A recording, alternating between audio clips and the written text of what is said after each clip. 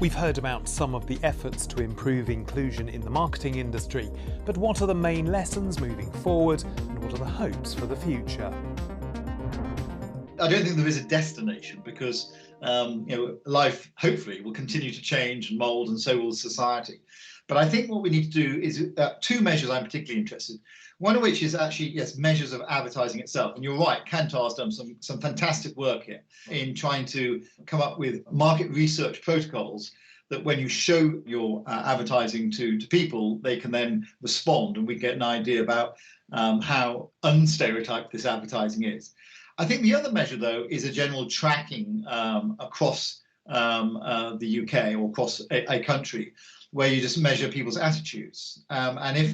And if we're making progress, we should see not only the individual films being unstereotyped, but what we should see is when we ask people about advertising generally and we ask people about attitudes generally, we should see those moving as well. Ethically and morally, we have to get it right. We shouldn't have any reason why people can't progress in our industry. So ethically and morally, it has to be done. But it's actually commercial suicide not to be getting it right. We're a people industry. We've only got our people, really, in reality. Great agencies have great talent. The first step is to try and get to what are the representation numbers in that particular country. And then in the US in particular, we also look at the city because it can vary greatly by the city. And in some cases, those numbers might be higher than the general population. So I do think there's definitely a focus on that. But to achieve that, you have to have that education and awareness piece so that people understand what they need to do as leaders, what they need to do as team members, how they need to behave to create the inclusive environment so that the people you bring in are successful. We need to get to parity or beyond, number one. And number two, why is it important?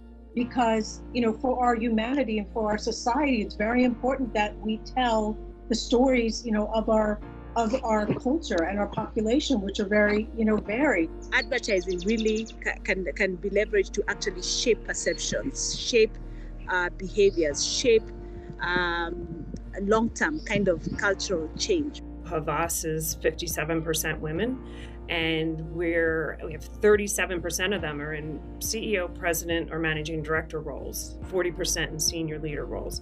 And that is as a result of focus and programming and leadership. And I think that as we go forward with our diversity initiatives, we're applying those learnings and also new ones we've acquired over the last several months. Revolutions have been started based on what we say. So it's very critical that we're very conscious of what it is that we are saying, what it is that we are communicating across the different channels because of the impact that it can create. I think creating advertising that is more reflecting on society will be good for society and good for advertising. It's a journey. It's a journey of progress. We are not perfect, so we're definitely making progress. What we need to do is make sure that we're getting brilliant talent, great, brilliant talent.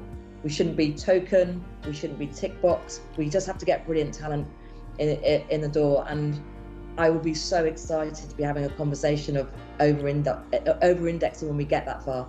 But we are so far off that I don't think we need to worry about it at the moment.